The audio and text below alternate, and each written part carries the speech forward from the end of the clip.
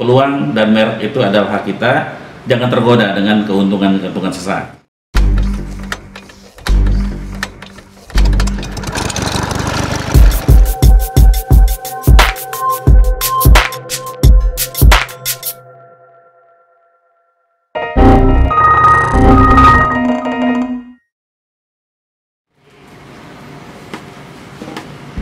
Setiap kita pasti pernah ke Bandung, ibu kota Jawa Barat, periangan yang terkenal. Ini adalah kota juga yang dikenal dengan Paris Panjava. Banyak yang bisa kita temui di sana. Sekali ini saya mengajak Anda untuk mampir ke Cibaduyut. Biasanya orang pergi ke utara, daerah-daerah yang banyak dijual barang-barang branded. Tapi ke Cibaduyut biasanya jarang, karena itu dianggap toko sepatu yang harganya middle class ya, menengah bawah. Tapi yang menarik sebetulnya di Cibaduyut itu adalah bahwa sepatu itu dibuat asli oleh pribumi, dibuat dengan merek pribumi, mereknya juga nggak terkenal, tetapi orang membelinya pertama murah dan juga kuat. Nah, merek ini bertahan bertahun-tahun. Jadi kalau dengar Cibaduyut, pasti itu sepatu kelas menengah bawah. Tapi ini satu fakta. Kita balik satu tempat yang terkenal di Jawa Timur, namanya Tanggulangin. Di sana orang jual tas, sepatu juga ada, kulit, biasanya tas dompet ya, dengan merek-merek yang malah branded. Mau cari yang mereknya Brown Apple, mau cari yang mereknya Gucci, ada semua di sana. Saya bertanya sama orang-orang di Tanggulangin, produk Anda bagus sekali, kenapa Anda tidak membuat dengan merek yang spesifik Indonesia, Arjuna misalkan gitu, atau merek yang lebih lokal lagi, apa kayak dalam bahasa Jawa atau bahasa Melayu yang lainnya. Tapi mereka mengatakan bahwa kalau membuat merek dengan lokal itu pasti nggak laku, dan mereka akan buang-buang waktu, karena bagi mereka bagaimana peluangnya sekarang adalah orang membeli, sehingga mereka hanya menjadi tailor made. Bertahun-tahun Tanggulangin tetap muncul sebagai industri tas dompet yang hanya menjadi tailor made, tidak pernah dia membuat barang-barang dengan spesifik merek sendiri. Dua hal ini saya lihat adalah satu keniscayaan, di mana yang satu menjaga mereknya walaupun murah, yang satu menjual kesempatannya karena ada uang di situ. Teman-teman, di Indonesia masih banyak orang melakukan tailor made, padahal dia mampu untuk melakukan hal yang terbaik. Sehingga kita menjadi bangsa yang banyak mengimpor. Garam aja kita masih impor. Saya nyebutin yang lain udah banyak lah, di koran bisa dibaca.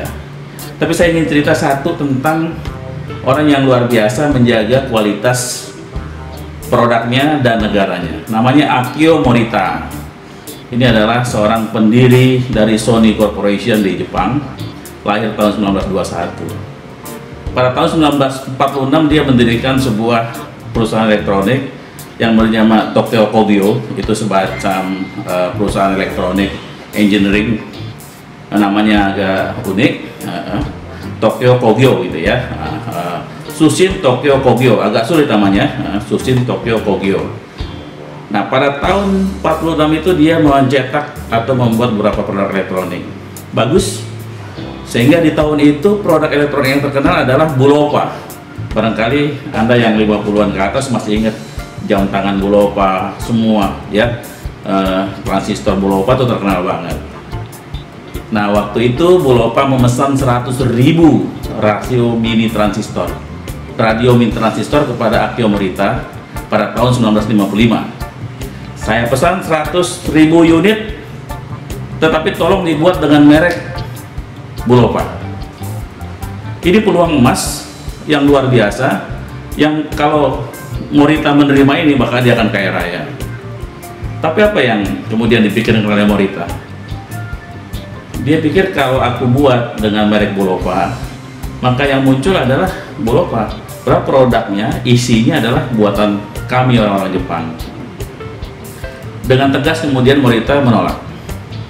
Dia mengatakan tidak akan membuat radio transistor mini 100.000 unit itu kecuali dengan merek dia sendiri, yang tadi Sushin Tokyo Kogyo. Tapi kata Bulova, ownersnya tidak mau karena itu tidak laku mereknya. Kemudian dealnya batal. Morita kemudian memutuskan untuk mengganti Sushin Tokyo Kogyo menjadi Sony. Ide itu dimunculkan pada tahun 1958, mendapat pertentangan karena nama Sony tidak menarik, apalagi bagi orang-orang Jepang, nama aneh. Tetapi Akio mengatakan Sony ini akan mengglobal. Dan akhirnya pada tahun 1958 lahirlah sebuah perusahaan elektronik bernama Sony. Untuk melancarkan pasarnya, Morita pindah ke Amerika pada tahun 60 dan dia mendirikan Sony Corporation.